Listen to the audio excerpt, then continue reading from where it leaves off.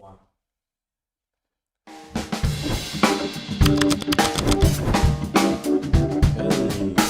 Hey, live again. We'll be 7 minutes late, right on time. Right on Geno, time. Slept in a little late today. Still This is getting over the weekend. This is a great episode, Jack. It's a big one. It's a big one. There's a lot to get into today. Powerhouse lineup soon. First, we'll have Susan Credle, Lion of St. Mark honoree, joining the show. I don't know if she's talked in an interview setting like this since she was named honoree, just a statement. And then another note here, Geno, Bridget Evans, a.k.a. Bevins, Global Head of Business Marketing at Spotify, is joining the show. And then Ashley Davis-Marshall, the new CCO at Öpınıonated, which was just purchased by Tombras. It's Tombras Portland. It's Öpınıonated. Ashley Davis-Marshall steps in as CCO. So big episode. This is the Breaking and Entering show. Marketing's live news show. Tuesday, Wednesday, Thursday, thrice weekly, 11 a.m. Eastern. Whether you're watching us on LinkedIn, X, or YouTube, thank you for joining the show. But our first story, Geno, this just hit the news wire. Yes, it did, Jack. What do we got? We got here Unilever purchases McCormick. You know the seasonings, you know them all. You probably use them for your barbecues or your fish or your poultry needs here. That is the big story today. Finance, Jack. Gotcha. You were in finance in your Yes, past life I here. was. What did this thing cost Unilever? 46.8 billion, I think, or 48.6. I always get those numbers confused. 44.8 billion dollars. Oh my gosh. For spices, for food and spices. What Wasn't do that you like think the about that? original trading thing was spices? Yeah, the Dutch East Indian trade. First publicly traded company. I That's think there was a right. lot of corruption with there. I don't think there's corruption with McCormick here, but Unilever obviously saw some potential here. People need to spice their foods up. So I mean, let's think about what's the magnitude, Jack? Like what is like a 46? Yeah, what's like another comparable- company like that? I don't know.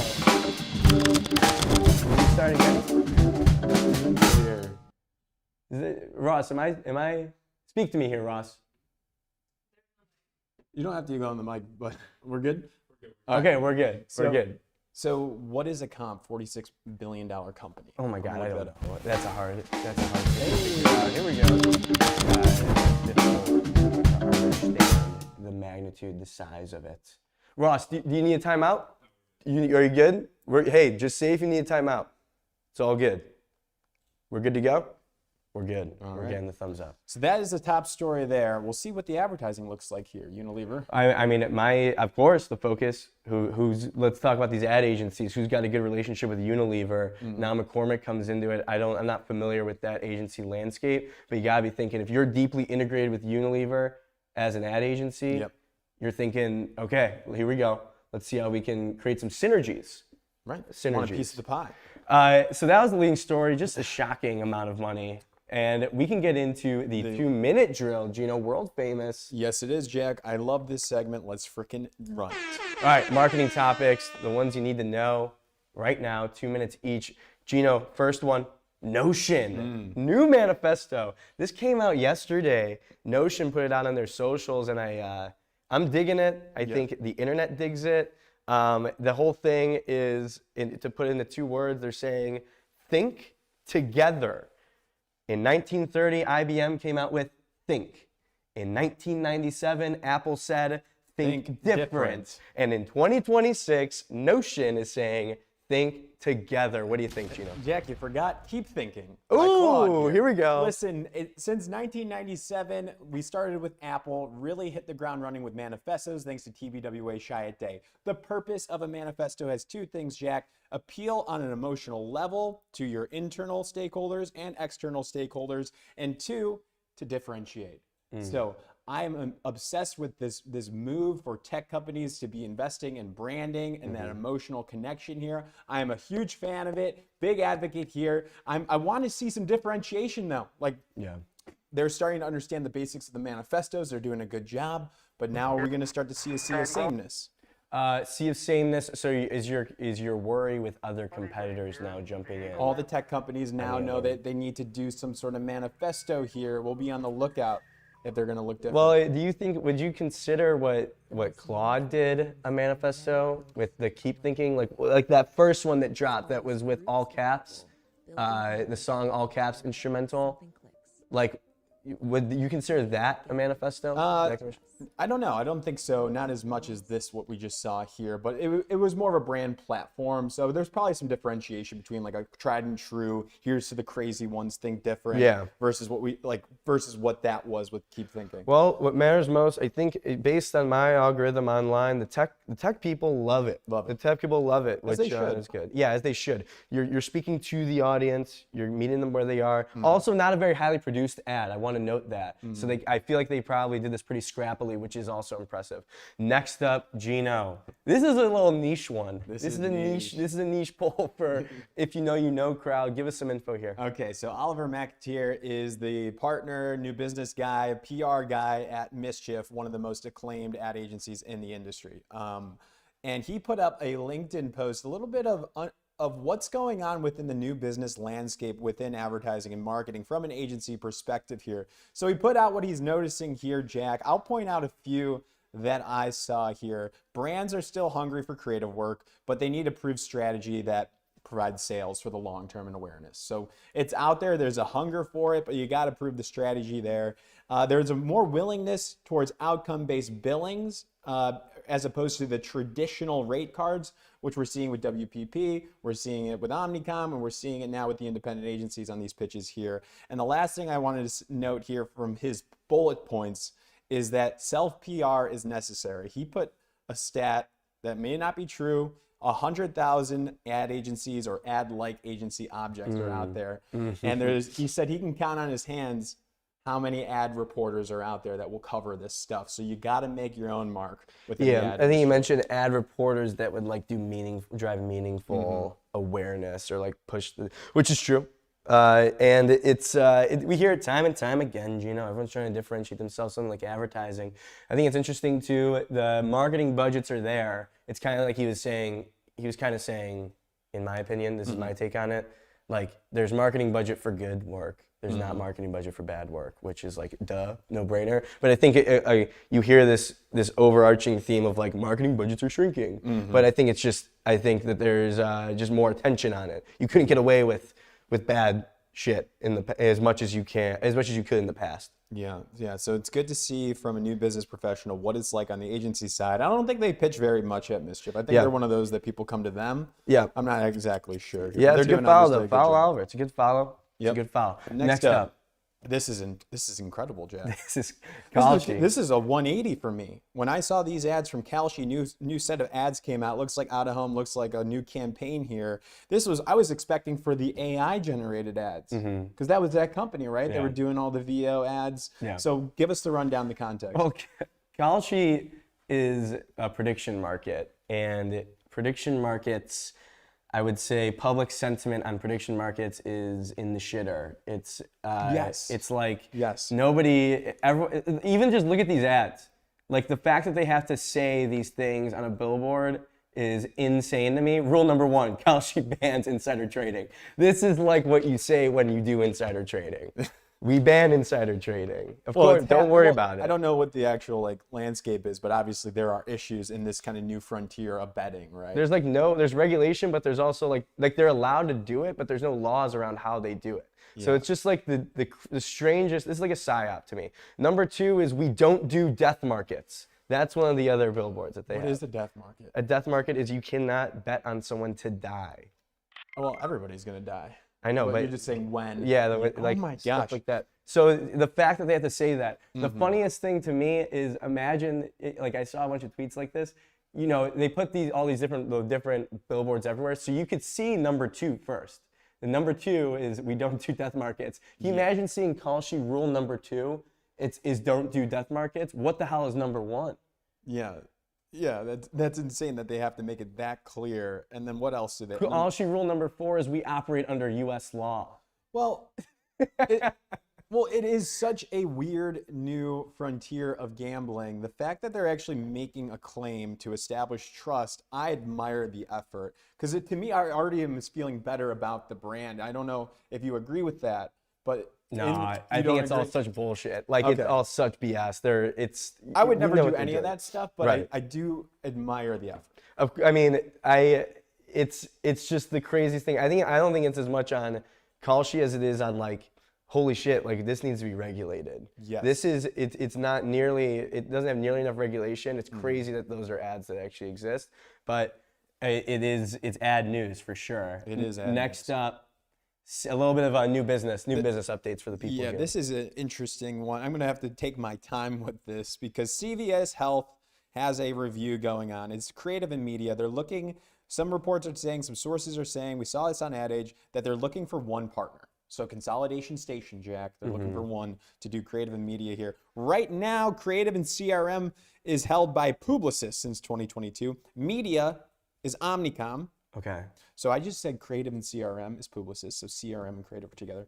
Media is Omnicom, and paid search, which is a different entity, is also Publicis. So you got the story within the story here could be a battle between the two titans, Omnicom, Publicis, which you know we love to see. Yeah, it's a battle of titans. Anytime you can have a situation like this, it sounds like I think over the years, I think in the long term of these relationships, you just end up kind of bringing on partners here and there, and then you get lost in the sauce. You wake a up decade and you later, you're like, realize- oh my god, we have 14 different agencies that are all doing I something talked to a guy yesterday at an event that was on the brand side for a brand that I will not say, Nice. but had 14 different agencies. Yeah. So yeah, I think it's integrated all. It's a big move by CVS, but it's also a massive account. Battle of Titans, be on the lookout for that. Whoever wins that that's a big win. Dentsu though gets a big win for farmers. Farmers insurance.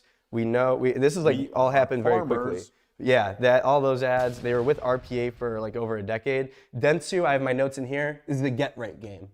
Get right. Get right game. In like sports, you need a win to get back on track. You're on a losing streak for a little bit. It's a get right game. Yeah. And so that is what I think that Dentsu did here. They get a big win.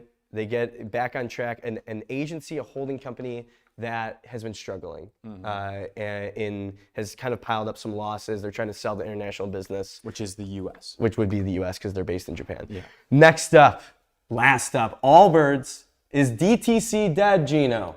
Can we officially say it? Is DTC dead? When I see Allbirds, I think of every single storefront that existed for the last 5 years on Armitage in Chicago. Yep. Allbirds, though, once Allbirds, valued. Casper. All those. Once valued at $4 billion, less than 5 years ago, Allbirds sells today for $39 million, about 1% of that valuation. Who bought that? That would be American Exchange Group. They own like discount brands like Ed Hardy, things that you would see in an outlet mall. Oh, I like an Ed Hardy. Yeah. The shirts. So Allbirds, what used to be Silicon Valley's uniform, is now being reduced to the level of Ed Hardy. Wow. So you're saying this is a broader trend of the DTC? I think it is. I think there's more and more like this. I think, you think about Sweetgreen. Sweetgreen is like kind of like these companies that are saying we're a tech company that just so happens to sell blank. That's kind of like the positioning for Allbirds back in the day. Yeah. It is their supply chain, their logistics, their ability, they're like high craft and then selling to a certain audience. Yeah. I think DTC has been in a tough spot for a while. I think this is just like another one bites the dust situation. So they were going D2C, and then they started to do brick and mortar, and they didn't see the sales translate brick and mortar. Well, I think they're both kind of the same thing, like direct to consumer. Why was I thinking like you just order it online? I think it's both. Like the brick and mortar is also direct to consumer. That's right. So it's almost like I want to look at all the things that were on Armitage, all those storefronts, and see which ones are still alive. Totally. We'll have to get a little road trip there. Next up, let's get into our first interview here. She is receiving the Lifetime Achievement Award at the Cannes Lions Festival of Creativity. That is the Lion of St. Mark. Really, it's the most important person of the year. It's a year-long celebration for this person, and that is Susan Credle. IPG's Global Creative Advisor, known for building the brand of FCB and also the M&M's characters, Jack. Of course. And also did a stint at Leo Burnett. She gets into these agencies and builds brands internally, and that, of course, creates amazing work on the outside there. Yeah, this is a big one. Let's bring her in. Susan Credle, welcome to the Breaking and Entering Show. Susan, thank you so much for coming on. A friend of the show here. I'll kick things off here. So you're receiving the Lion of St. Mark at Cannes, and you are known for this mantra that you built at FCB of never finish. So my question to you, when you hear lifetime achievement, what still feels unfinished to you, Susan Credle? Well, I'm still alive, so life's not finished yet.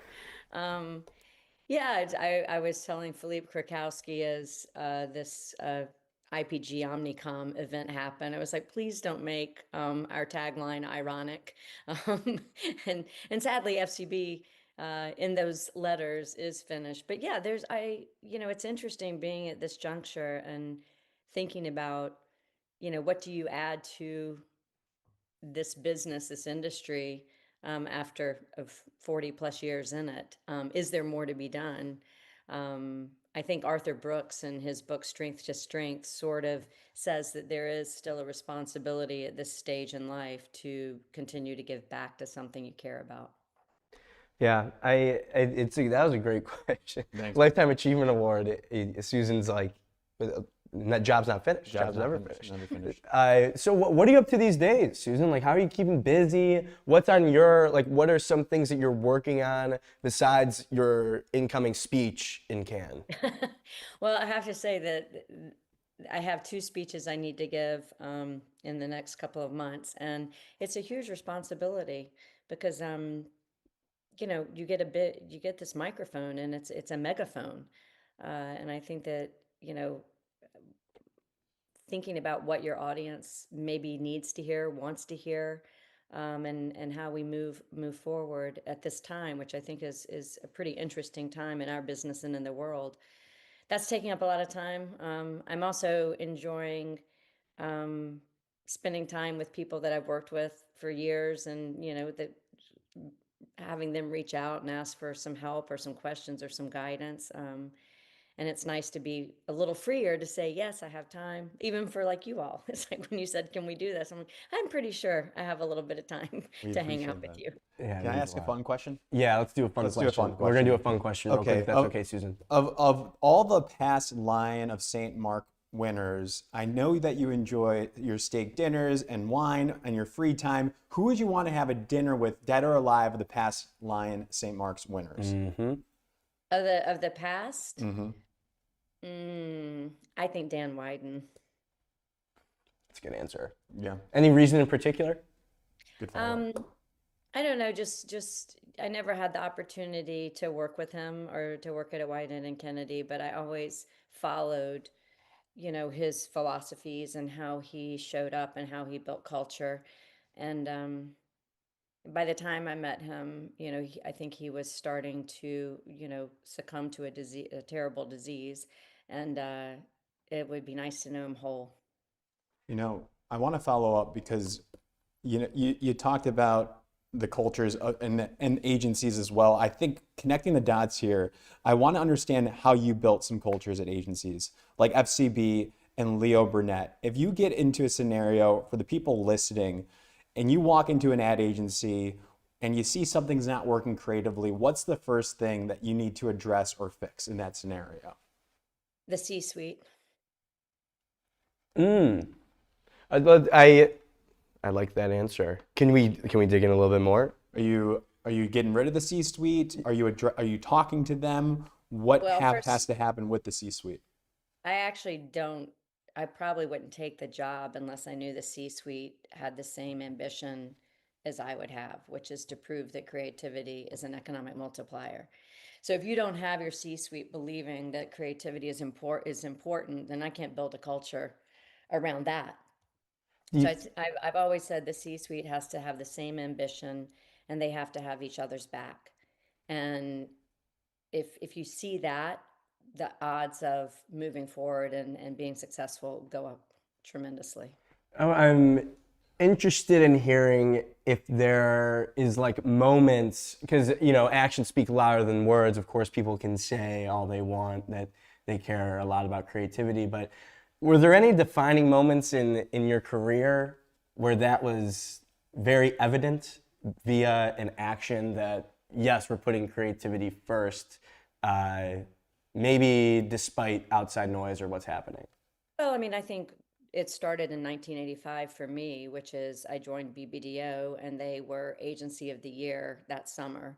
I didn't know what that meant, but it seemed like they were on the front page of every trade magazine that had the word ad or advertising in it. So I was like, they must be pretty good. And then when I got in there, I wasn't quite sure what an agency was, but it became pretty evident to me at BBDO at that time that all the departments were in service to the creative work.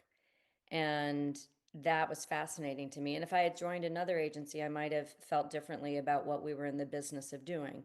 But at BBDO at that time, the mantra was they hadn't written the work line yet, but the belief truly was that we were not in a service business. We made a product, and we made something that would be valued by clients. And by putting the product first, we ensured that the clients wanted us. Versus, I think a lot of times it's like, well, if the client's feeling like they enjoy hanging out with an agency and it's comfortable and you get your work done and it's pretty good, that's a different agency, or that's a different agency than I grew up in. And then, I think about talking about that C-suite. I watched Phil Dusenberry and Alan Rosenshine take BBDO into the stratosphere of creative excellence. And Alan had been a writer, so even though he was the CEO, he came from a creative background. So, you know, I think that's always been the case. It's like when I joined Leo Burnett, one of the reasons I went was Mark Tutzel, you know, is so passionate about the creative product and the history of creativity in our business. And watching him, and then Rich Stoddart, who was my CEO partner, also had that DNA of, we're nothing without great creative. And then when Carter Murray called me to come to FCB, he was like, you want to come see if we can bet on creative excellence as a way to get FCB flourishing again? And I was like, yeah. And that's what I mean about, my business partner, every business partner I had that I did great creative under or with as partners, believed in the power of creativity. I was even thinking about Troy Ruhanen. He was my partner on the Singular AT&T days, and I can't think of how many times he stopped me and said, "Do you love where we are creatively?" Um, and to have an account person challenge you on the product we're making, what that's the team you want to be on. Is we're all pushing for great creative, and we play the parts we're supposed to, but the creative is the ultimate goal. I love it. You were you gonna say something? I was going to say this. It seems like this is probably what you're going to be talking about at your speech here. I'm predicting a beware the industrial war complex. Is that what? Remember that in history? Here we go. That's a But interesting more of one. a beware the AI consolidation risk to creativity. Synergistic. Yeah. Yeah. Is that what we can come to expect? This warning sign to the industry to not give up on creativity from your speech at Cannes this year, Susan?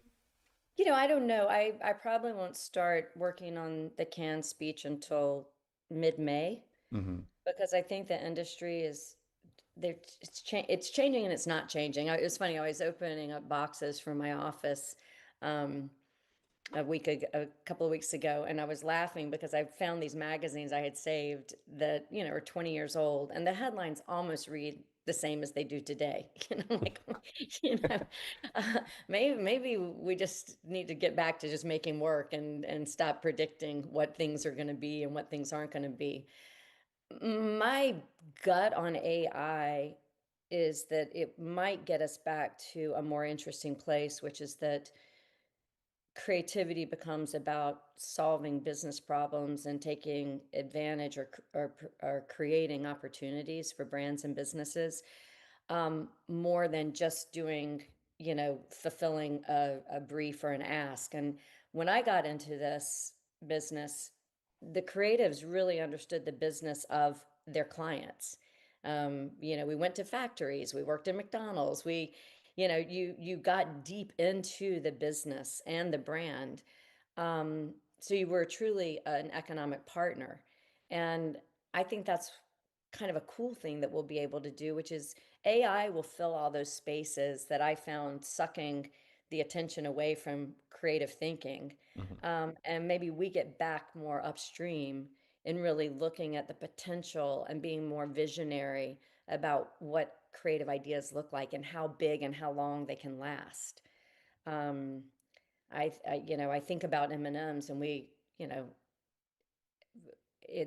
everybody thinks that it evolved into more characters, but the idea that we presented to Paul Michaels and the M&M's team was on day one create a comedic ensemble through the six characters. And the reason the stores are so prevalent is we didn't have enough traditional media money to develop the characters. And so, we said we can do it through merchandise. And, I like to say we didn't see a bag of chocolate, we saw a bag of entertainment. Um, but that non-traditional sort of thinking, I don't think AI can do that. I don't think AI can come to the table with, hey, what if we made the six colors comedic ensemble and we created it like this and we did that? That was the big vision, and what those personalities were and how they looked, and how human and flawed they were. That's the human side. And then, once you get that done, then I think there are a lot of details that AI can help with to expedite time that we used to spend that on things that I don't think made that much impact. Right. It's a weird, what's the word, paradox. It sounds like you're saying of AI is allowing people to actually spend more time with each other and spend more time, like fostering that human connection. Someone else was saying, another marketer was saying, like, right now you need to go out and talk to your audience and like meet your audience more than ever, because it's like, because everything's so fragmented with media. I guess, like, Susan, what are your thoughts on that, on the idea of like getting back to what you're saying, which is go into those factories? Because I think from what we've heard, like, the business maybe has gotten a little bit away from that because of advances in technology. Like, you could get a lot more data. You didn't have to necessarily go to a factory. But are we leaning back into, like, you can't, like, the data will never show something that you could learn by actually going and talking to someone at that factory within that business? I know that's a very, like, specific example, but your thoughts on I that? think that the more we get into real life and real humans, the more likely we are to find the real human solutions, and see something. I remember I had my creative director for about 2 decades, Charlie Meismer, when I was heading out to one of my first TV shoots alone.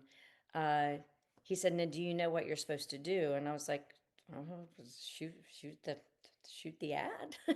And he goes, "No, you walk around that set and you look for something you had no idea might present itself, that you hadn't thought of. Something magical will be happening in a corner, that you'll suddenly say, this takes our idea further." A lot of people would refer to it as like the money shot, that what is the one piece of, what's the one frame that is going to define, what you're doing here. And I think that's a lot of what getting out into the field is about, is that you're going to find something you wouldn't have found, because as a creative human being, you're observing things in interesting ways. And I think a lot of people were talking this last year about collision. Um, Guan, who wrote the book I think called Collide, was about what I think is so interesting about humans is we, on our most creative days, put two unexpected things together that suddenly make sense or are interesting. And I think a lot of times getting out into the world, you're more likely to collide with something interesting than what you're being served up that you're looking for within a data set, which is probably more expected. Right, right, yeah. And my last question is, you've had such an amazing career. You've truly grown within the agency world, starting in the beginnings at the receptionist desk. It's well documented, all the way to Lifetime Achievement Award. What's your advice? Piece of advice for creatives right now, maybe more junior side, for how they can grow in this business? I would say, first of all, have some self-awareness of what you're motivated by, like when you're at your best. Like, I know that for me, when people believe in me, I do better. When people challenge me, I sort of fall apart. But some people are more motivated by being challenged. So I think the first thing is what makes you, what kind of culture gives you your best day. And then the other is believing in others. I'm kind of, one of the things I'm proud of is that anytime that I went into a company, we tended to work with the people that were there versus, brooming everybody and bringing in, these award-winning creatives or whatever. It was like, I believe in this talent that's here. So I think, my success has been believing in people. I think giving them the autonomy, and trying to understand what they need to be their best selves. So yeah, I think that's a little bit of how I got here. Love that. Susan Credle. Thank you so much for coming on, Susan. Congratulations to you on the Achievement Award. And I want to offer this up for you right now. At Cannes, if you need anything from us, security, need us to grab you a coffee, tea, to shoo off paparazzi, we will be at Cannes. We will be of service to you the day of your speech. Well, thank you, gentlemen. That's a comfort. That's right. Whether you ask for it or not, we will be there. Got your back, Susan. We got your back. Thank you so much, Susan. Congratulations again. And congratulations on y'all's success. Thank you. Oh, that's a big one. Susan Credle. Hall of Famer. It's like the Hall of Famer. Lion of St. Mark, the most important person in advertising this year is Susan Credle. Living legend. Living legend. Living legend. Another living legend joins the show, Geno. One of the best Next up, brands. Bridget Evans, aka Bevins, is the global head of business marketing at Spotify. They've got some new news. They've got some things going on here with the business side, Geno. Listen, ads. A new way to purchase and place ads within Spotify. And of course, you know me, I have Spotify's Wrapped as on my Masters of Marketing list. Sorry, explain this.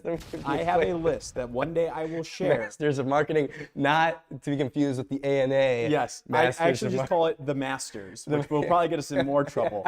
But it is my list of the best initiatives brought in to help grow or sell products of a brand, and the Spotify Wrapped is high up on that list. Can you, for like a little frame of reference, are there other ones maybe that you could share to give people a sense of? Yes, I can't give them all. Let me maybe a couple. Okay, selected. the McRib coming back every year. It's gone and it comes back is on the Masters list as well. Of course. And the Apple retail stores are on the list as well. It's the Apple retail stores. It's the McRib. It's Spotify Wrapped. It's Bridget Evans. Welcome to the show. Thank you for having me. Bevins, is it okay if I still call you Bevins? It is okay if you call me Bevins, yes. Geno, I'm curious if Spread Beats is also on that list, and if not, we could talk more about that campaign because I want it to be on your list. We can talk more about that campaign. We do accept lobbying for the list. I don't know if you can do multiple of the same brands. It's hard. I think it's not like impossible. You can't just Apple retail stores is up on that list. So. Yeah, aside from all their great campaigns. No, yeah. Right, but yeah, we'll talk about Spread Beats. But how does it feel? I mean, Bevins, you kind of immediately jumped to asking for more, but it must be humbling to be on Geno's Masters of Marketing list. It is so humbling. I feel very honored. No, in all seriousness, Wrapped is such an incredible marketing campaign. It's part of what drew me to, a huge part of what drew me to want to work at Spotify. And Wrapped is something that's put on by the consumer marketing team to, really celebrate and reward fans on our platforms for streaming throughout the year. So it has been a really exciting challenge for me coming into the B2B side is how can we be just as fun? How can we insert surprise and delights into our advertising campaigns the same way that the consumer team does. Yeah, she's been doing a great job. Their team there, like Spread Beats, was like the most awarded thing last year. It seemed like it swept the award shows. But today, you guys are launching a new avenue for brands to interact on the platform here. So, Bridget, can you give us a high level of what's launched today? And really, I want to get into what was the switch in user behaviors that made this necessary? Sure. I can actually start at the second part of your question and then talk about the exciting tools and features that we're announcing today. I think, you're a Spotify user. We all know this, but as Spotify has really evolved to become a more interactive platform, it's not just audio anymore, right? It's not just listening, it's listening and watching. It's listening and building playlists or sending your friends messages or checking out concerts from your favorite artists or watching a podcast, all of these different ways, right, that you're interacting as a user with the Spotify app. And so, as we've seen that evolution of Spotify becoming more of a multi format experience, what we're doing is offering brands more ways to engage fans on our platform that also are a more interactive way to do so and offer not just the audio opportunity, but the visual opportunity to tell their brand story. So, a couple things that we are announcing today. One is our kind of reimagined sponsored playlists. I'm really excited about this one because every time I talk to marketers and advertisers, their first question is always, how can we tap into the cultural equity of Spotify by showing up in and with Spotify in some way? And so sponsored playlists is one way that we're really, like I said, reimagining a surface for them to do that. And what that means is they can basically sponsor one of our most iconic franchises. So if you think about Rap Caviar or today's top hits, picture one brand, taking over the sponsorship for the user and really having a more immersive experience in the actual visual companion of sponsoring this playlist, and then really rewarding listeners through a limited ad experience through the duration of their listening experience on that playlist. So that's one of them. So let's pause there. So if Jack is on Rap Caviar and it's sponsored by some brand, what will he experience on his side of things? Yeah, so he can hear an ad from the brand, and also his screen will be taken over with a short visual companion or video. And then the actual thumbnail, so picture, today's top hits, will have the brand name or logo associated with it. And then again, the reward there is that as the user, as the listener, he will have a limited ad experience, so he can listen without getting, disrupted. So less ads. This is what I'm seeing. I feel like maybe I'm just naive to it, or I just haven't been paying attention. But I feel like I'm seeing more of the shift of this is sponsored by blank to provide like a limited ad-free experience, sponsored by, which I think, as a brand, like that, isn't that always like the big challenge, Bevins?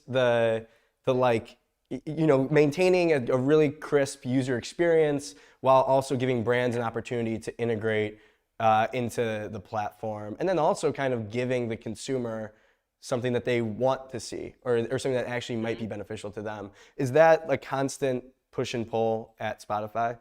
Of course. I think like the way that we often talk about it is how can you surround fandom, and then how can you actually tap into fandom? So just to explain what I mean by that, like fans are on Spotify, they're listening to their favorite song or listening to their playlist, and brands have the opportunity to kind of surround that through maybe an audio ad or or a video ad that maybe gets more of a message specifically across that brand is looking to say or do, and they're still a part of this Spotify experience, but maybe they have a little bit more real estate to tell a longer brand story.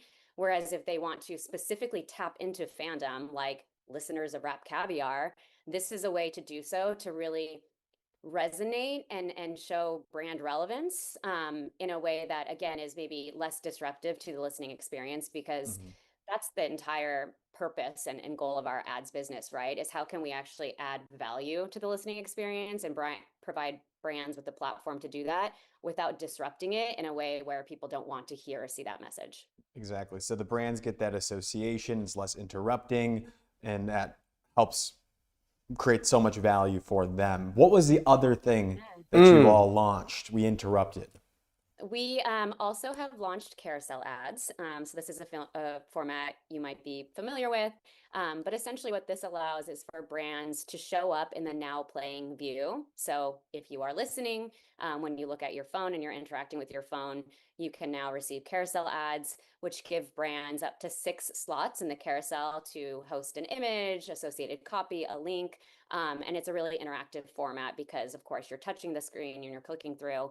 And so we've seen brands like Priceline and eBay already start to test and use this new feature and new format, and they're already seeing very positive signs of engagement and momentum. So that's another visual asset that we're adding to our ad solution mix today.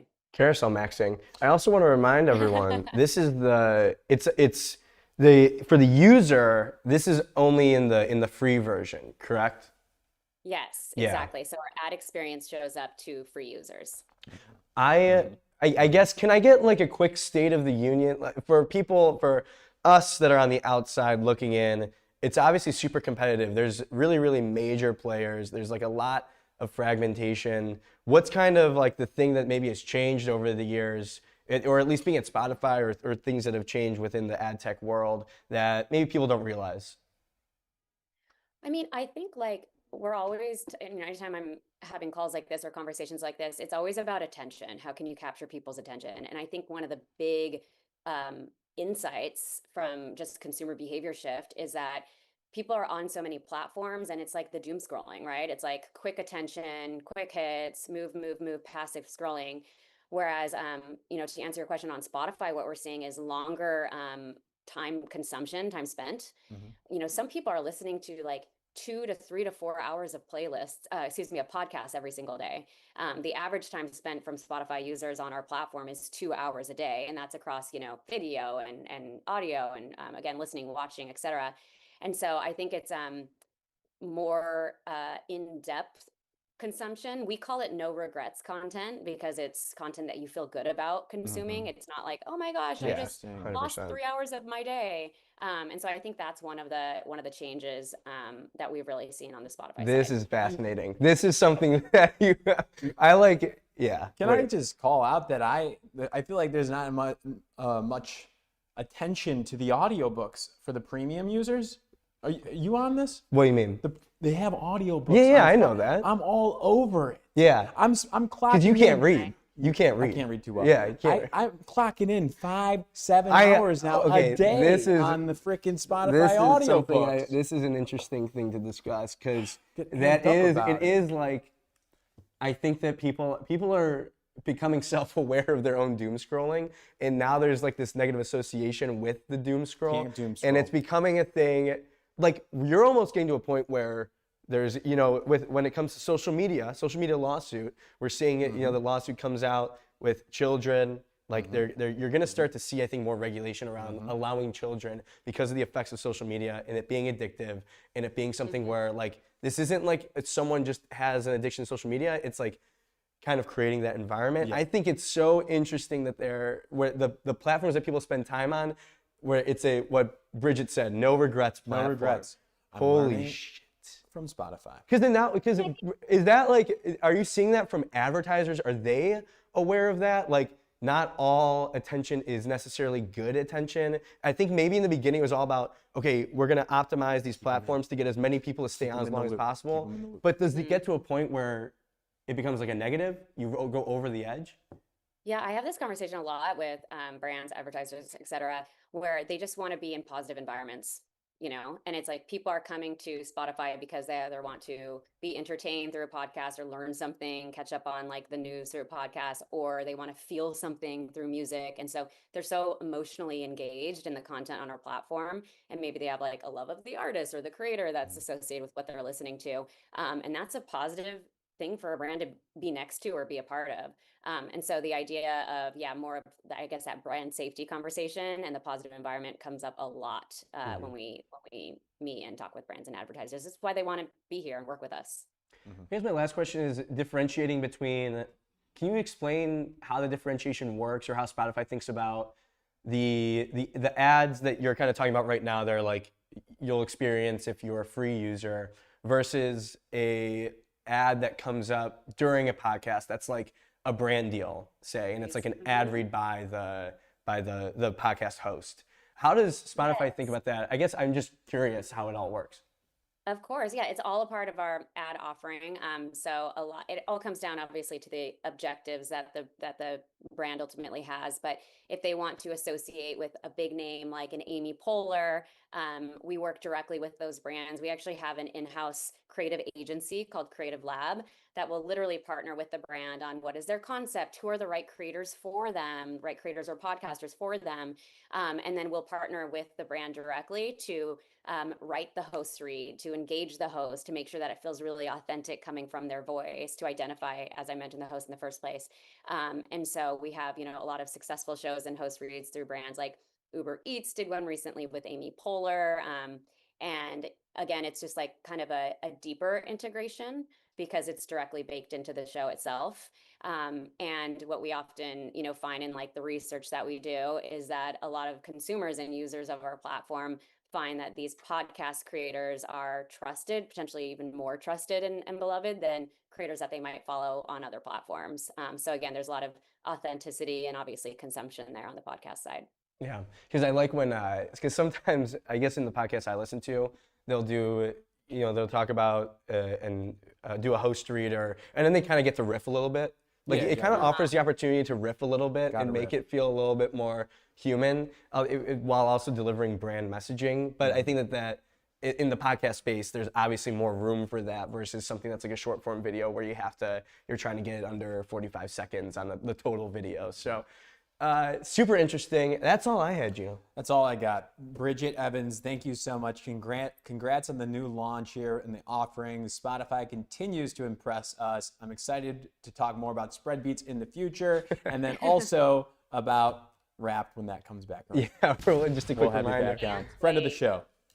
Thank you for having me. Appreciate it. All right, Wonderful. Thanks, Bridget. That was Bridget Evans, aka Bevins.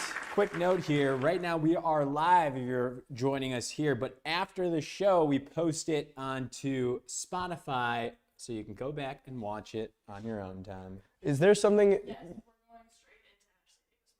We are going straight. We're going straight into Ashley Davis Marshall. Switch up. That was a switch little up. bit, if you could hear it in the mics, we did a little communication there. Did you really? Production team. No. no. That's the next phase. a Ellie just shouted it. Yeah. So that's kind of where our tech is right now. But next on the show, excited about this one. Another advertising legend, Geno. Can you fill the people in on who's coming in next? Maybe a little bit of background. That's Ashley Davis Marshall, ladies and gentlemen. She has a new position in the ad industry as CCO of Öpınıonated, which is going to be called what? Tombras West? I think we'll have to Portland? get we're gonna have to get ask her Ashley's that. clarification. But context here: Tombras a year ago, in 2025, Tombras was named Ad Age's #1 agency in the freaking planet, Jack, and that's duly Tombras in Knoxville headquarters. They got offices all over. Earlier this year, Tombras acquired Öpınıonated, a Portland-based shop here, and an opening came in, and Ashley Davis Marshall was hired as the chief creative officer for Öpınıonated. What else do we need? Well, to know? I mean, Ashley Davis Marshall, what a career. You talk about someone that spent a lot of time at Wyatt and Kennedy. At That's a Martin, Portland as well? At Portland, Martin Agency. That's Richmond. That's Richmond. She does not like New York, Chicago, or LA. We will have to discuss. We will have to investigate that. But let's bring in Ashley Davis Marshall, the new Chief Creative Officer of Öpınıonated, aka Tombras West, Portland, etc. Hello, Ashley. How are you? Hi, how are you guys? Doing really well. Let's because we were trying to figure it out. Are we going with Tombras Portland, Tombras West, or Öpınıonated. or Öpınıonated?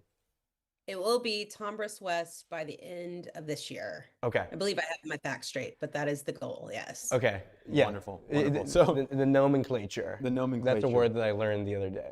Absolutely. It's a good word. It's a good word. So we said in the intro, Ashley, you're a legend. You crushed it at Martin Agency and Wyden and Kennedy. So my question to you is, why was this the right moment to step in to Öpınıonated as the CCO? Well, it was an interesting time with the acquisition from Tombras. I've always admired Öpınıonated. I've always admired Tombras. And it just so happened that the stars aligned and I got to step into this role, not only with Öpınıonated, but also with Tombras. So it was kind of a win-win-win-win sort of situation. 4-0.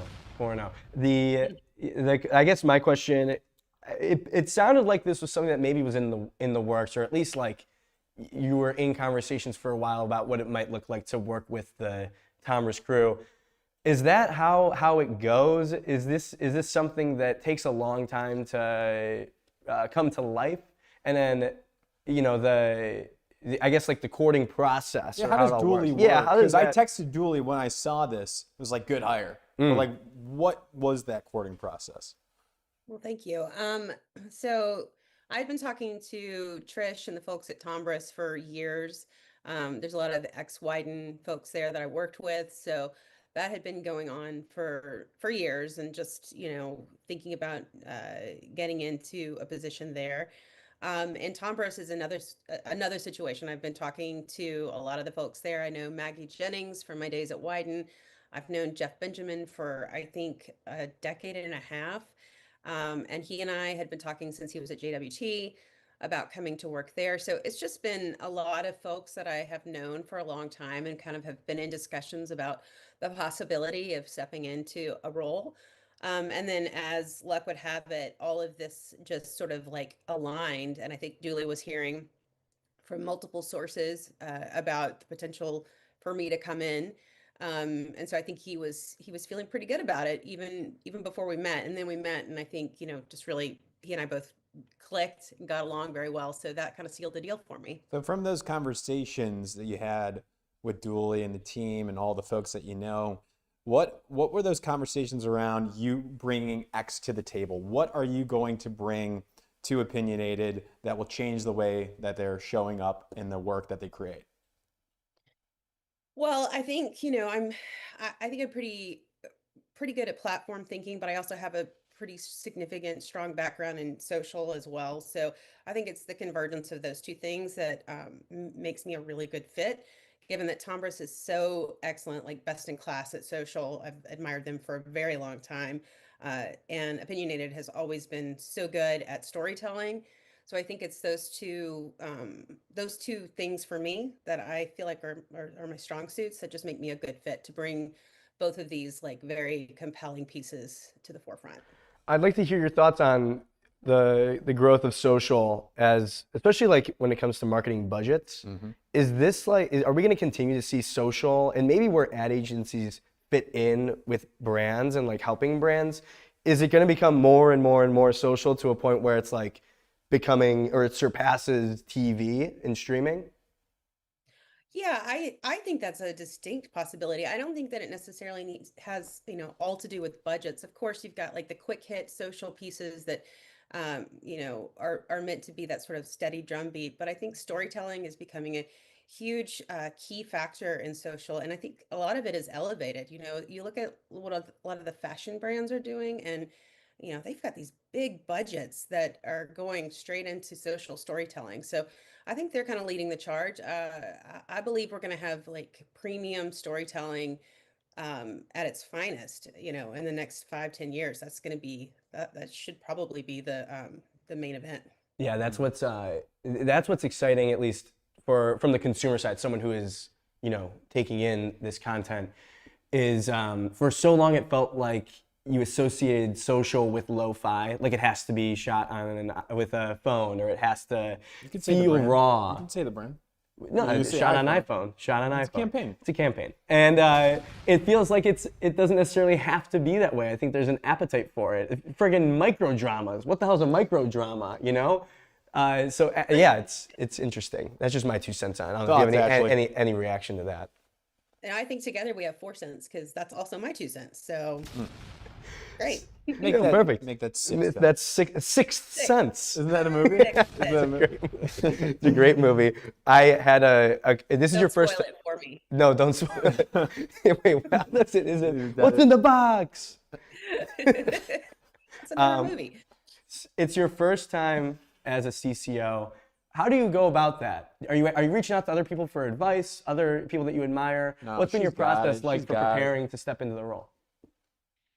Well, when I started at the Martin Agency, I'm remote for the time being as well. And when I started at the Martin Agency, I was also remote as an ECD. So I have a little history of, you know, getting going, getting to know my team remotely. So currently, I'm just having one-on-ones with people. I'm getting to know them. I'm going to Portland next week to meet everyone in person. A lot of people I've met already, but really, it's just about getting to know each individual, what they're bringing to the table, what makes them tick. I mean, I say this all the time, but like, I like to know what my team members really love and what gets them excited, so that when it comes time for a brief, I'm putting the right talent on that brief who already like has a love for whatever it is that we're going to be making. So it's really about getting to know people. Of course, I'm taking advice from any and all people.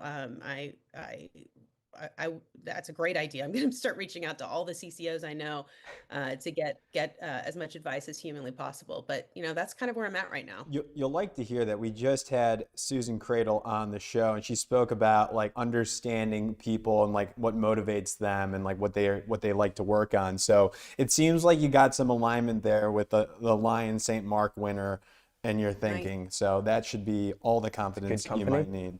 An excellent company. When Absolutely. I saw she was also on the billing for this, I was like, gulp. Oh yeah. So, okay. So anytime you're stepping into this new role where trust and hope is needed, I would say, and entering the shop, like what's your game plan to, inspiring the agency specifically today? One of the things that I did last week is I put together just like a little deck just to kind of, dispel any fallacies that are out there about making good work, but also reinforce some of the things that I think unfortunately are very true. And that's just hard work and dedication and really putting in the time to crack a brief and bring something that feels fresh and different and not like anything we've seen before. So, I'm always looking for that thing that surprises me. And I think sometimes it takes a little digging to get to that thing. So really, unfortunately, I hate to say it, it's just going to be about really pushing everyone to be their best and bring the best work that they've done, to the table. I want this to be excellent work, and I want us to be showing up in the awards next year. I want to be ad agency's best agency. I have high hopes. So whatever it takes to get there, I'm ready to roll up my sleeves and do the work that we got to do. I have asked this before, but as someone who has spent time at Wieden & Kennedy, do you see parallels between the Tombras trajectory so far and also what Wieden & Kennedy became? I think there's a lot of like similarities in terms of at least an indie agency that's expanding, an indie agency that's based not in New York or LA. Any thoughts or opinions there? I see, of course, there's the similarities that you called out. I think in a lot of ways they're different agencies. I think you've got data and media as a major driving force at Tombras. I think that's a superpower that isn't necessarily as unlocked at other agencies. So I'm looking forward to tapping into that, but also bringing a lot of my Wieden, ways to the table as well. So just seeing how those two things can collide and what comes out of it is something I'm very interested in. So somewhat similar trajectory, but I think superpowers are a little bit different. And the order of events in which those superpowers are being brought to the table is a little bit different. But I think as a great agency, as two great agencies, I think there's, I see the similarities in the trajectory. I have a random question. I think we've said this on the show, but Ashley Davis Marshall, certified funny, confirmed funny. As a creative, though, when you kind of earn a reputation like that, does that not almost make it like a lot of pressure to be like, it's almost when someone goes up to a comedian and is like, oh, tell me a joke, like be funny. Well, yeah. I don't usually feel the pressure. I do feel the pressure in moments like this because I'm like, what if I say something that's not funny? And oh God. Yeah. But in my day to day, like, no, there's no pressure because I am a pretty lighthearted. I like to laugh. I just approach every check-in, every creative moment just with the opportunity to have a good time. So, I don't feel the pressure because I don't think it's got to be me being the funny one all the time. I like to push the work to be funnier, but even better when the work comes and shows up to me and it's already funny and I can just, make it sprinkle in a little bit of pixie dust or something. I had a memory just flood into my mind here from conversations maybe at an event of some sort or through the podcast, something's is planted in my brain right now. It may be true, it may not be true. Did you ever room with coworkers, fairly funny coworkers as well? Is this okay? Would one of those old coworkers be Craig Allen? Yeah, Craig was my first roommate in New York. By the way, I spent 10 years in New York. I heard the intro. I've spent plenty of time in New York. Yes. Thanks for calling me out. That's on me. That was me. So Craig and someone named Allison Hammer, who I knew from school. Hi, Allison. And my husband, my now husband, John Marshall, and I roomed together along with my dog in a one-room loft in Bushwick. And yeah, I mean, that we lived together for 6 months. We were making very little money, and we all just kind of found each other one way or another. Craig and I worked together. He was also my partner at Chiat, and we started out on Skittles and Starburst and back in the day, NASCAR. So yeah, I mean, I have been around extraordinarily funny people my entire career. I didn't know that I was one of them when I first started. I thought I was going to go into advertising and be this like serious, like, you know, poetic genius, but none of that actually struck. I started working with Craig and realized, oh, this funny stuff is so much more enjoyable and we're having a good time. And so that just kind of set my path. I can only imagine 6 months working and living together. That is insane. That doesn't even work. It was a one room, so Yeah. oh my God. Yeah, Yeah. how many people were in that one room? I mean, I could tell stories. I could have a whole podcast about the shenanigans that we got up to, but it was so much fun, so much fun. I think there's nothing better than being poor in New York, except being extraordinarily wealthy. That's the only thing that's better than being poor in New York. Yes, it's like in both situations, money doesn't matter. Like in one sense, money doesn't matter because you don't have any. Yes. And Don't have then, it. yeah, don't have it. I too can't much. worry about something I don't have. So I love it. I can resonate with that. That is great. We will have to follow up on some more stories from the humble beginnings maybe of we'll do a Ashley little Davis segment. Marshall. That is so Bringing those two good. back together. I love it. But Ashley, congrats on the new role. We're cheering you on here. I think it's what's needed at that agency, and we're excited to see you guys be so successful. Well, thank you so much for having me. This has been a lot of fun, and I can't wait to see what we do too. Boom. Ashley Davis Marshall, the new CCO at Öpınıonated, soon to be Tombras West. Thank you, Ashley. Thank you. Bye. Great stuff. Great I stuff. thought we did well on that interview. What did you say? I thought we did well on that Oh, interview. okay. I thought so too. I feel like Today's been good. today's been good. It's a good day. I don't know how the stream's going. If there's any issues with the stream, let us know in the chat. If there's any issues with the stream, I don't know about it, and I don't want to know. We'll about find it. out after. All righty. What do we got next here? We're getting into some interesting stories here. I think first we'll bring in Ellie. Producer Ellie here. Ellie's room has taken over the internet. It's taken the internet by storm. Ellie coming in to give her thoughts, her takes, her perspective as how old are you, 22? 23-year-old living in New York who is up to date on culture and the way that brands are getting involved with marketing. She picked this story out here. Caught her eye. So yeah, give a little bit of background and then we'll let Ellie kind of educate us. Came across our desk via Ellie. The Emma Chamberlain partnering with West Elm. Do you approve it? Like she sends you the thing. She's like, I want to talk about this, and do you approve it? No, if whatever happens during these 2 the minutes, people want to know how this works. I'm almost interested in having like a disclaimer pop up that like whatever Ellie's about to say right now is not indicative or is not an endorsement. I'm not bad for the brand. Nope. I actually think I might be net positive. I would agree, Ellie. I think we would all agree as well. so far.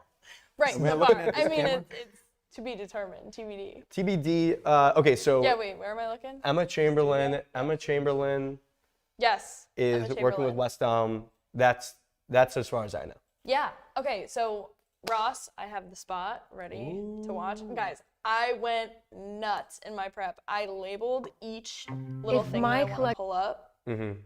They're ordered in number of what I'm going to talk about. Wow. So telling this you, is number I'm one? good. This is number This one? is number one. So this is the first thing. I think, well, Ross pulls it up. It's, we got Emma Chamberlain. What's her history with West Elm, real quick, before we jump into this Who spot? is she? Great question. This is, so, if you actually, let me Okay. check Here my we notes. go. I have that next, is her whole background and why this is relevant. But with West Elm, okay, let's just get into her background. She is like the blueprint, the original vlogger for like 23-year-old women.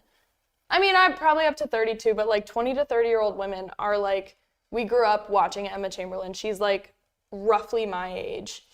And she started, I forget where she's from, but like grew up in the suburbs and started making these vlogs on YouTube where she would go get coffee and she would go thrifting. And people were like, oh my God, I love this girl and also I need to be her. And then since then, she's like totally taken off and is now like full high fashion. She's like Miss Vogue. She's the coolest. She came across my desk a few years ago when she did that interview. She was doing the red carpet interviews for Yes. E, I believe, and she with the Jack Harlow. Yes, That Jack Harlow moment. You'll appreciate this. She dated Tucker I know, Pillsbury, she role did model. role model. Yes. She did role wow. model. She yeah. did date role model. And then That's he wrote, Sally. yes, Sally, yes. yes. Are you Sally? That whole album is about her. Yes. But okay, so Emma Chamberlain, just an it girl, I would say. Yes, Is this another she it is- girl? Can we put She that? is that girl. We've talked about, I think in the past on this show, we've talked about Maura Higgins. Mm-hmm. We talked about Olivia Dean. Anyone else that I'm missing? I feel like we're just covering my all God. the it girls. It girls. Janae. Janae is an it girl. Leah Kateb. She's Yeah. like, she's Apple Martin. Apple Martin. Yeah. Good pull. Yeah, these are. Yeah, I mean, there's a lot of them. We're hitting There's a all lot these of the it girls, and I feel like they have such great fandoms. They have such strong, positive fandoms. Emma Chamberlain. Emma Chamberlain, I've been locked in since I was like 15 or 16. Okay, well Emma let's Chamberlain. show the clip. Let's show it. If my collection had a personality, is it the fun aunt? It's like you go to your fun aunt's house, and this is the vibe. I want these pieces to make a home feel more like a home, more personalized. I want them to feel like their home is a reflection in a way that's warm and inviting and cozy. The thing that was the most mind-blowing was going into the West Elm office, having literally 50 pieces, and they're like, we can do 50 pieces. And I was like, what? They've allowed me to build this whole world in a way that I just never thought possible.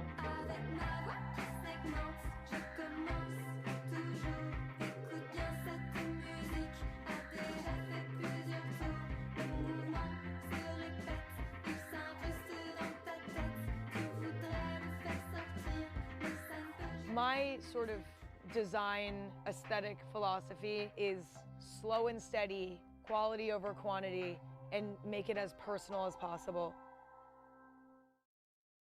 Okay, so this makes sense because Emma Chamberlain, her roots are in like thrifting, Yes. and like a big part of thrifting is like getting furniture. Exactly. So this also makes sense because 3 years ago, she was in Architectural Digest. They're like, welcome to my home little segment that they do with celebrities. And she had like a total viral mega moment with this chandelier. It was like just kind of a crazy chandelier. People went nuts. It was like super expensive, but beautiful. And all of a sudden people were like, oh my God, this like teenage girl that we all know and love for thrifting now has like this amazing, beautiful, like mid-century modern home.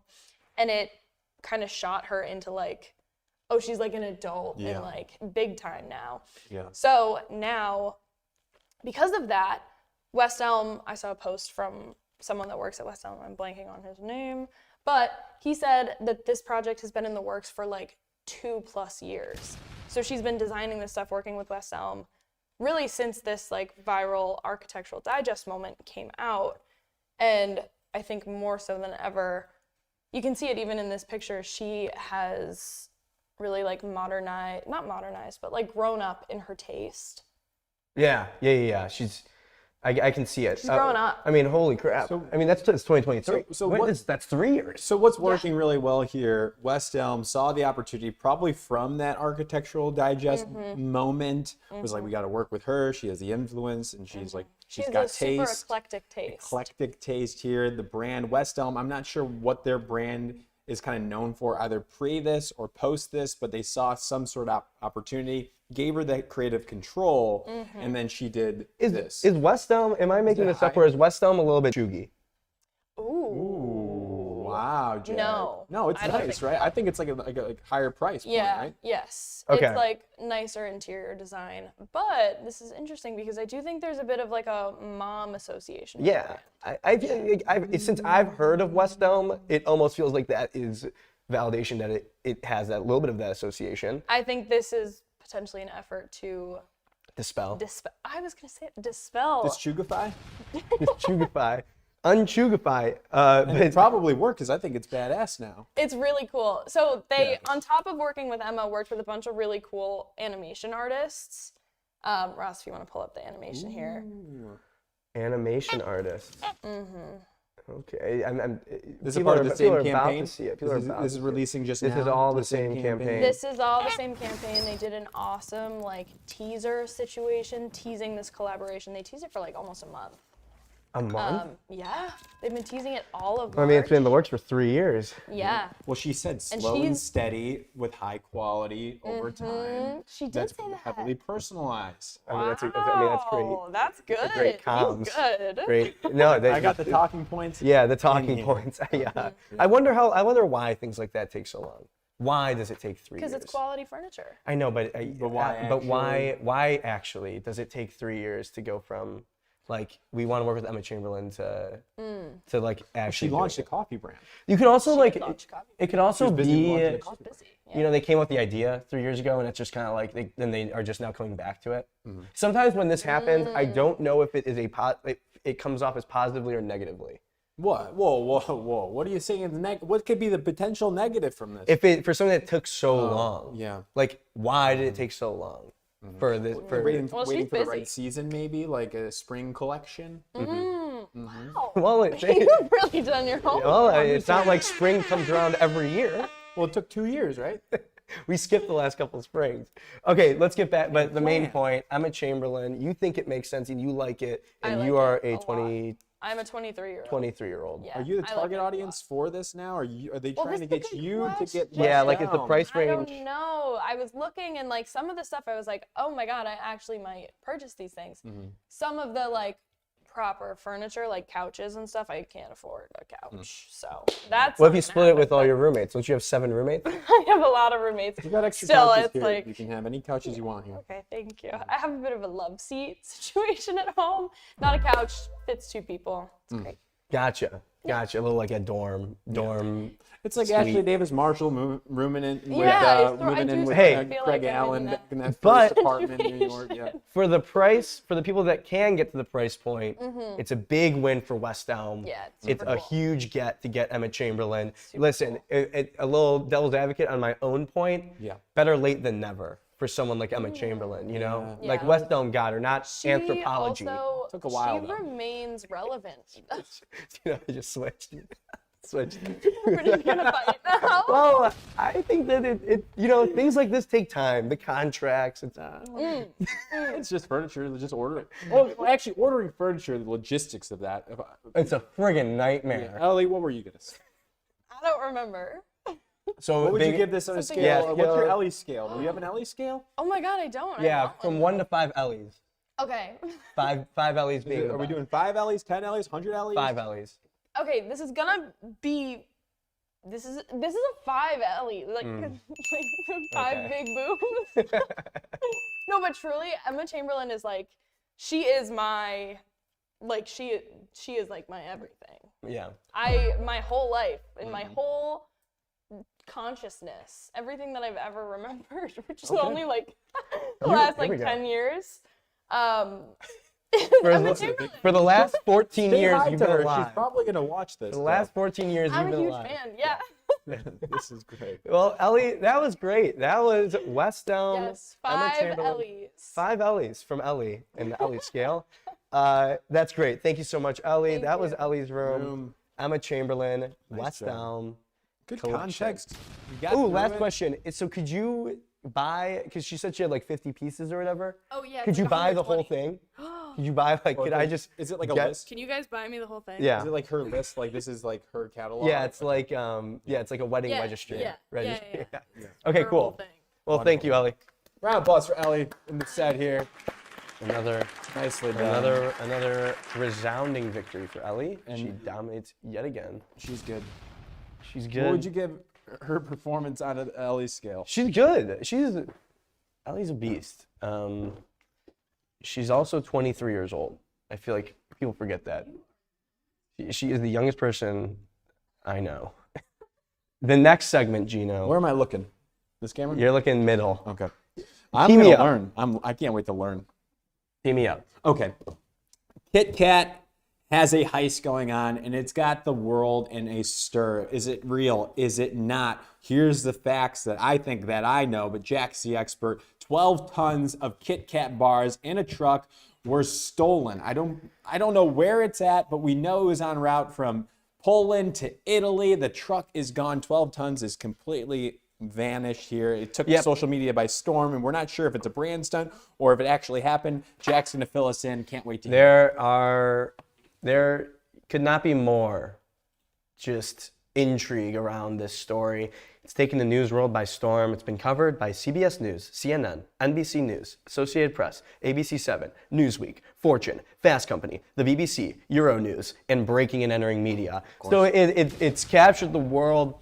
You see a headline like this, and your marketing, if you're someone that is in the game, or if you're someone like us who reports on the game, you're saying brand, it's a brand thing. And usually I have a great eye for this. The LeBron decision obviously wasn't going to be him retiring. It was going to be something else. Usually everything around now too. I mean, you think about April Fools is a couple days away. And so of course the speculation pours in, and now we can get into my investigative report.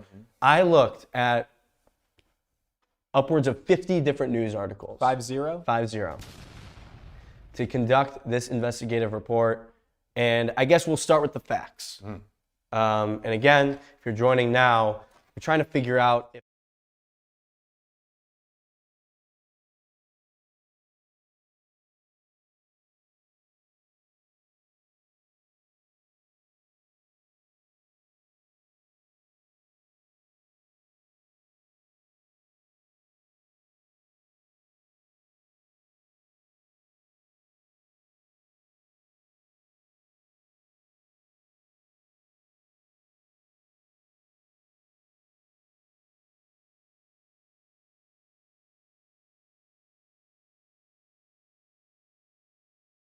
the theft to AFP, which is like a news, like PR wire kind of thing, on Saturday, March 28th.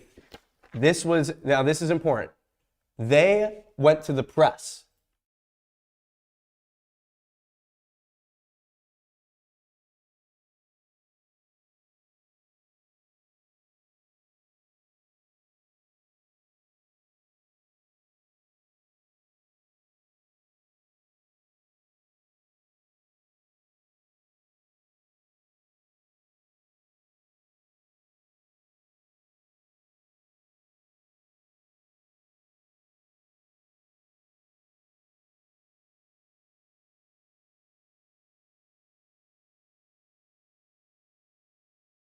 Out a press release, and then that was on March 28th, and then on March 29th, on socials, they put out the announcement that this was stolen, and you call it quippy. Why was it quippy, Jack? It was quippy. They were like, I know you guys like our stuff, but please don't steal it. My boss is angry. All this stuff. What's up? Can I just ask a question? In the very beginning, you clarified that this was a new KitKat bar that was stolen. They said that? It was the new F1 car-shaped chocolate bars. So come on, like me.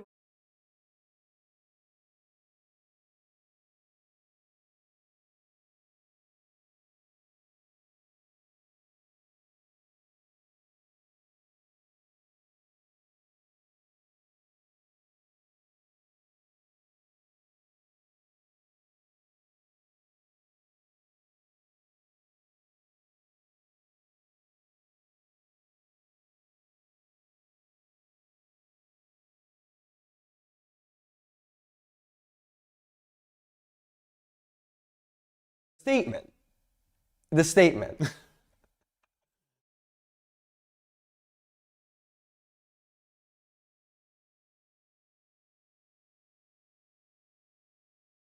The criminal's exceptional taste, yada, yada, yada. Yeah, it's a brand stunt. You got all the time here. Well- come on, Jack. Well- Close the book. Call it. Are you doing the call yet? The other thing, so the social media response, quick. They were on this. It was almost like they had it planned. Mm-hmm. The quickness. Reminder, the timeline. Allegedly, the incident takes place on March 26th, Thursday. Okay. On March 28th, they confirm it. On March 29th, they post all this stuff. Pretty quick turnaround. It's not unheard of. It's not unheard of to have a quick reaction. But the speed, let's also consider as the weekend. No one's in the office. Approvals, these things take I time. don't know. Agencies sometimes work the weekend. So they also said they chose to go public with it, with the announcement that this happened, which raises suspicion. Why would you want people to know? Why would you want people to question the supply chain logistics of your operation? That would be my You would want to keep that thing quiet. What they were saying is that there's been an increase in these thefts and reporting, and so they want people to be more aware of it so that other entities, competitors, maybe the authorities are aware of it all. I don't know. public good. Be on the lookout. This is happening. Fast Company immediately called it a PR victory within hours. They ran a piece, and it's like, it feels like it was conjured up. But then the last thing is the global head of marketing saying not fake news is itself a red flag. Because Not fake news. Can you give me some context where he said that, when he said that? so that was YL Jabi. Yes, he said Global that. head of marketing said on my LinkedIn post. My LinkedIn post. Not fake news. Not fake And news. you were calling out this could be a potential brand Yeah, stunt. He he said said- this is not fake news, guys. Yeah, which is like, I guess it might, that can still raise suspicion. Mm-hmm. Okay, now do you want to hear the other side? Yes. And maybe it's actually real? Okay. Cargo theft in Europe is a real issue. This is, listen, in 2023, first off, according to data, cargo theft in Europe surged 438% over 3.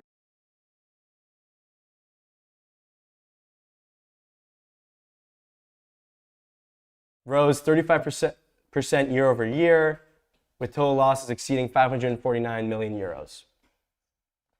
Food and beverage is the #1 most stolen commodity category in European cargo theft. Okay. All right. This happens This is all a the food- time. It this just is a usually food. doesn't go viral. So in 2023, who could forget the Cadbury cream eggs being stolen? 200,000 of them were stolen. In 2017, Nutella and Kinder eggs were stolen. Who in their right mind would ever walk back on the fact that the chocolate mega heist of Germany occurred in 2018? The list goes on and on. Most recently, gummy bears were stolen in March 2026. The route is verifiable. The sources, so who got the information is verifiable, like the AP. Like they wouldn't drop this with the AP if it was kind of fake. They could drop it with us. We would totally just not even fact So check. any other thoughts there? I'll take some water. Yeah, so you're saying theft is up. Food. This has happened in the past with Cadbury, Nutella. There was a German chocolate incident here. Do we know the scale of those thefts as well? Was it what was it? How many tons was it? 12 tons. Was it 12 tons worthy? Yeah, the Calabrian Mafia in 2014 stole 287 tons. Okay. No more further questions. So, okay, there's like, I've been going back and forth. Is that all your arguments on the supporting side that this is true? Yeah, like, That the history, the facts that this is up here. also where they went to, like they reported to the AP, Associated Okay. Press. And yep, the credibility. And I don't within think the AP would do something like that. Like they wouldn't play along on a stunt like that. So, and if you're Is there a Nestle, police report? Do they do that? yeah, there's no like, they claim to be working with law enforcement, but they don't I feel like really I need to mention see- who. Can we find a police report? Maybe we'll follow up. I don't know on if like Europol is into that. Okay, so you've heard everything. Yes. My verdict. Can we get a drum roll?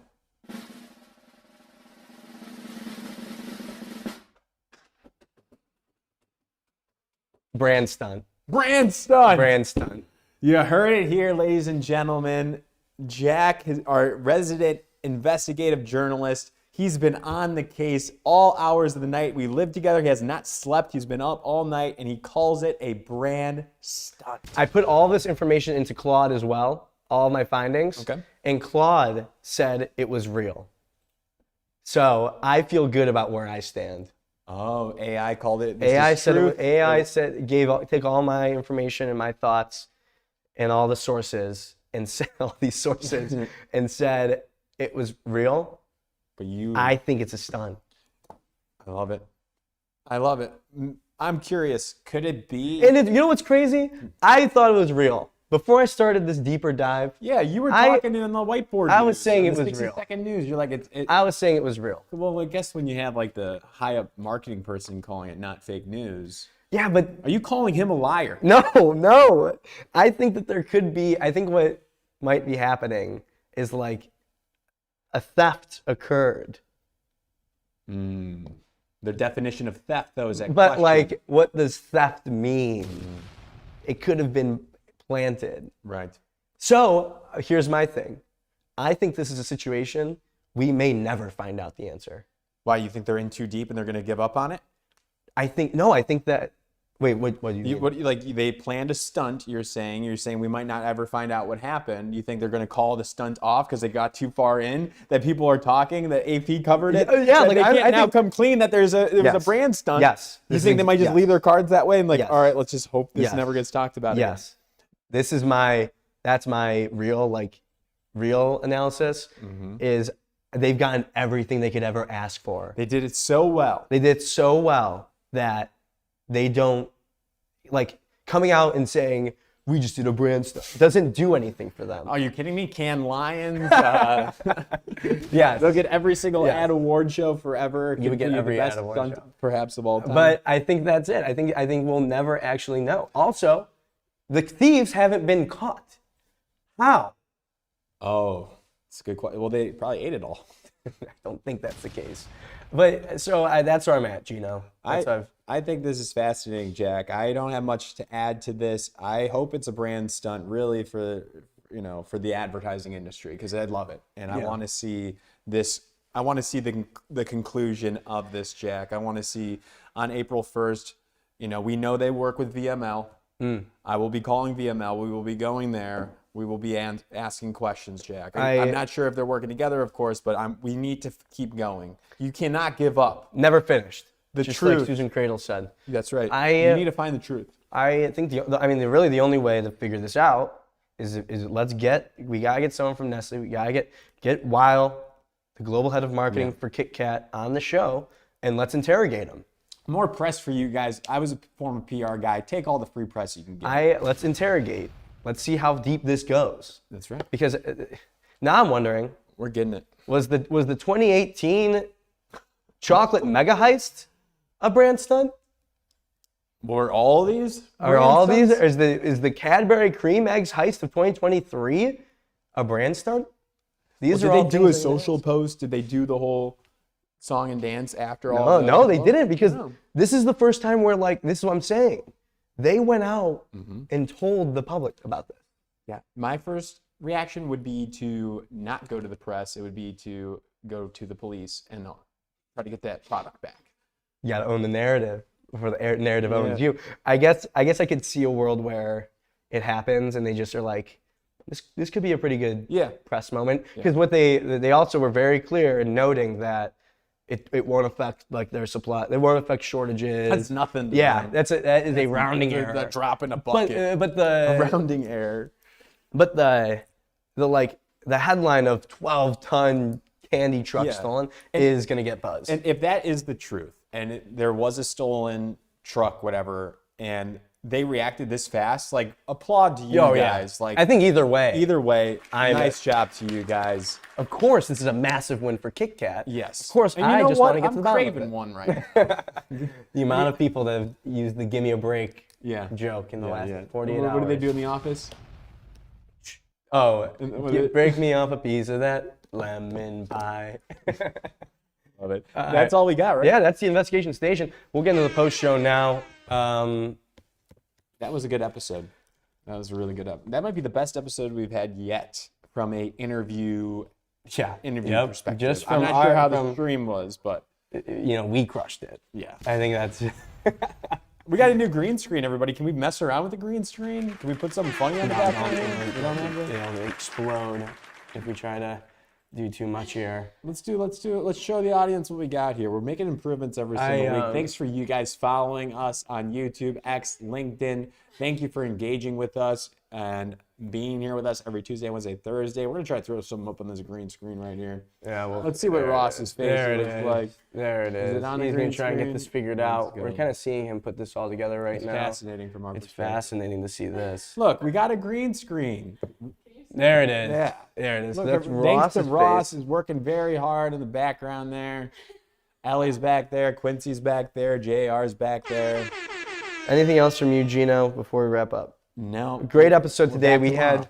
We got to the bottom of the investigation with the KitKat Heist. We had Susan Credle, Line of St. Mark Honoree on the show. Bridget Evans, a.k.a. Bevins, Global Head of Business Marketing at Spotify. And then Ashley Davis Marshall, who's the newly minted CCO at Öpınıonated, a.k.a. Tombras West. So another great episode. Thank you all for checking in. Tuesday, Wednesday, Thursday, LinkedIn, X, and YouTube. If you missed the show, we put it on Apple and Spotify as well. Follow us everywhere, breaking and entering. We'll see you tomorrow, 11 a.m. Eastern Time.